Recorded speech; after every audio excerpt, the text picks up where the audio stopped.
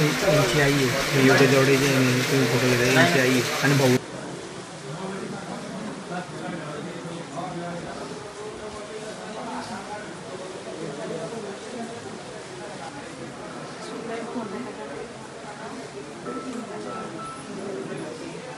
नेपाळमध्ये बस नदीमध्ये कोसळली आणि यामध्ये 27 जणांचा मृत्यू झालेला आहे. वरण गावातले अनेक जण यामध्ये आहेत आणि या ठिकाणी जर आपण विचार केला तर ह्या मयतांच्या कुटुंबातले सदस्य ज्यावेळेला गमावलेले आहेत, त्याचबरोबर त्यांचा घराचा आधारसुद्धा त्यांनी गमावलेला आहे आणि त्यामुळेच खरं तर पुढचं जीवन कसं जगायचं असा प्रश्न आता या परिवाराच्या पुढे पडलेला आहे. ताई, काय सांगशील तू? परिवारातले इतके 4 जण गमावले, दुःख मोठं आहे. ॲक्च्युली 4 जण तर फक्त या घरातले आहेत, पण माझे मोठे आई बाबा आहेत. या घरातले मोठे आई बाबा, परत वरच्या घरातली एक मोठी आई, शेजारच्या घरातली एक आई, त्या घरातली एक आई, असं आम्ही भरपूर मोठा परिवार इथं गमावलेला आहे. परत माझा भाऊ आहे, तो पण एक आज इथं नाही आहे. तर सगळे एकसाथ गेले आणि म्हणजे 3 घरं आज पोरके झालेले आहेत की आज आधारस्तंभ नाही आहे. हे जे घर आहे हे एक आधारस्तंभ होता सगळ्यांचा. सुधाकर बाबा सगळ्यांसाठी एक आधारस्तंभ म्हणून सगळ्यांच्या पाठीशी उभे राहायचे, पण आज तोच मोठा आधारस्तंभ सगळ्यांचा गेला आहे. तर सगळ्यांना खूप वाईट वाटतं आहे आणि सगळे जे वाड्यामध्ये आज काय परिस्थिती असेल, एवढे सगळे एकत्र येतील, सगळ्यांचा एक हसता परिवार होता आणि आज सगळे असे येणार ते विश्वास नाही होते.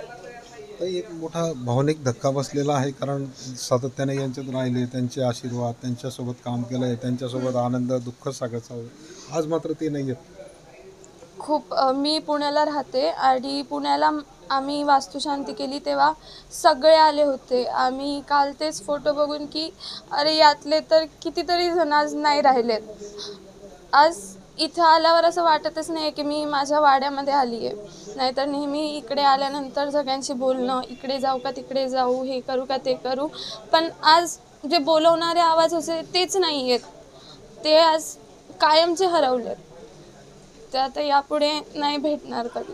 पुढे काय आता यापुढे जसं आहे तसं सगळ्यांना धीर धरून पुढे चालावं लागणार आहे. त्यांचा आशीर्वाद पाठीशी तर सदैव आहेतच, पण आता ते नाही आहेत, पण त्यांच्याशिवाय आता पुढे सगळ्यांना राहावं लागेल खंबीर. योगेश दादा, काय सांगाल तुम्ही? तुमच्या परिवारातले 4 जण गेलेले आहेत, कोण कोण सदस्य आपण गमावलेले? आमची 3 भावाची फॅमिली होती, माझ्या वडिलांची त्यांची, आणि आमचं अजून बारी एकत्र चालू होतं सगळं करून. आमचे काका आम्हाला बापावानीच घिसन चालत होते आम्हाला पुढे, पण आता खूप दुःखाचा डोंगर कोसळला. मी बोलू शकत नाही तुमच्याजवळ ना. माझी कधी गेले होते हे 16 तारखेला दुपारी 1:30 वाजेला निघाले होते इथून. मग ते आपलं भुसावळून निघाले, याला गेले अयोध्येला त्यांच्या हातून आरती झाली काकाच्या हातून. अयोध्येतून गोरखपूरला फिरले, गोरखपूरहून मग याला गेले कोकराल, नेपाळमध्ये. नेपाळहून कोकराला गेले, कोकराला मुक्कामी राहिले आणि सकाळी कोकरून निघाले ते. तर मधात त्यांचा ॲक्सिडेंट झाला. माझे काकू, माझी आई आणि माझा लहाना भाऊ, हे 4ही मयत कळलं आम्हाला. आता म्हणजे काका काकू सगळे आपण एकाच कुटुंबातल्या म्हणून हे होते, एकाच घरातले होते. म्हणून जैन फॅमिली आमची. आम्हाला काका आमचे बापावानी होते. माझे वडील वाळेला, म्हणजे मी मोठ्या भावाचा मुलगा आहे आणि ही आमची पुरी फॅमिली आहे. आपलं परिवाराचं उदरनिर्वाहाचं साधन काय होतं? शेती होती आमची. सगळेजण शेती काम करायचे? हां, शेती. आमचे काका राजकारणी होते आणि आमचं आई होती, ती आई पेन्शन धरत होती. आईवर आमचं घर म्हणजे हातभात लागत होता आम्हाला. त्या काय करायचं सर्व्हिस? बाबा सर्व्हिसर होते. म्हणून बाबा रिटायरमेंट, बाबा उदय करायला वारले, त्याच्यामध्ये आईला पेन्शन चालू होती. पेन्शनवर घर चालत होतं? आई पेन्शनवर घर चालत होतं. आता पुढे काय, आता पुढे आमच्यावर जबाबदारी पडली. असं शेवटचं काही बोलणं झालं तुमचं गेल्यानंतर? शेवटला सकाळी आई तर बोलली माझ्याशी, भाऊ चांगलं पाहिजे, आमचं इथं मस्त आनंदात फिरणं चालू आहे, आम्ही येऊन नंतर आता हे झालं की 2-3 दिवसानं तुम्हाला ते मयत झाल्याचं कसं कळलं? मयत करायचं आमची बहीण व्हिडिओ कॉलवर बोलत होती भुसावळून, तर ते तिच्या सासूने ते बोलता बोलता डायरेक्ट ॲक्सिडेंट झाला आणि फोन बंद पडला. तेव्हाच आम्हाला लगेच ताईने लगेच इकडे कळवलं. त्यामुळे आम्हाला ताबडतोब समजलं की ॲक्सिडेंट झाला आहे. आता मृतदेह कधी येणार, अंत्यसंस्कार कधी केले जाणार? संध्याकाळी 7-7:30ला नाता भाऊ यांनी आम्हाला खूप मदत केली. रक्षागाई संजय भाऊ सावकारे यांचे खूप आभारी आहे आम्ही. यांच्यामुळे आमचा लवकर येता येईल. ते संध्याकाळी 7-7:30ला जळगाव एअरपोर्टवर येणार आहे.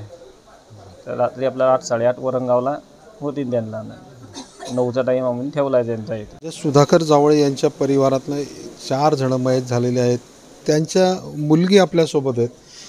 त्यांच्या सासूबाईसुद्धा ह्या नेपाळमध्ये प्रवासाला गेलेल्या होत्या. त्या सुरक्षित आहेत. अपघात झाल्यानंतर त्यांनी ही सगळ्यात पहिल्यांदा घटना या वरणगावामध्ये सांगितलेली होती आणि त्यासोबत आहेत आपल्या. ताई, काय सांगाल, ही घटना कशी कळली तुम्हाला? बस दरीत कोसळल्यानंतर त्यांनी लगेच कॉल केला पुढे कॉल करा. सासूबाईंनी माझ्या, आणि फक्त दाखवलं असं की ॲक्सिडेंट झाला, तू फक्त हितेश भंगाडेला कॉल कर असं माझ्या घरच्यांना सांगितलं त्यांनी. बस आणि फोन कट झाला. त्याच्यानंतर पुढे बोलणं नाही, झालं? बोलणंच नाही झालं. मोबाईल घेऊन घेतला त्यांच्याकडनं. नंतर त्यांची प्रकृती कशी आहे? आता त्यांची प्रकृती ठीक आहे. सुधारणा होते? हो नंतर बोलणं झालं तुमचं त्यांच्याशी? हो, आता बोलणं झालं. एकाच परिवारातले 4 जण गमावलेले तुमच्या परिवारातले. तुमचं काय भावना आहेत? हे सगळे जवळचे अगदी नात्यातले लोक होते आपले. घराचा आधारस्तंभच गेला आमच्या. वडील खूप हे होते, राजकारणात असल्यामुळे त्यांचा खूप दबाव होता सर्व मुलांवर. एवढ्याला लहान मोठ्याला घेऊन चालत आमचे काका घेऊन चालायचे. मुलांना काही. तर हा सुधाकर जावळे जे आहेत, जे नेपाळच्या प्रवासामध्ये दरीत कोसळून मयत झालेले आहेत, त्यांचा परिवार होता.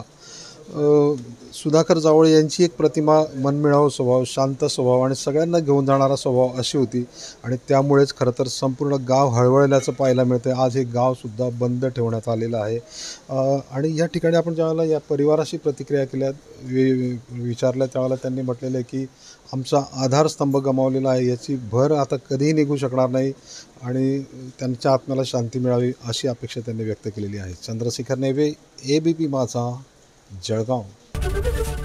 ABP माझा, उघडा डोळे बघा नीट.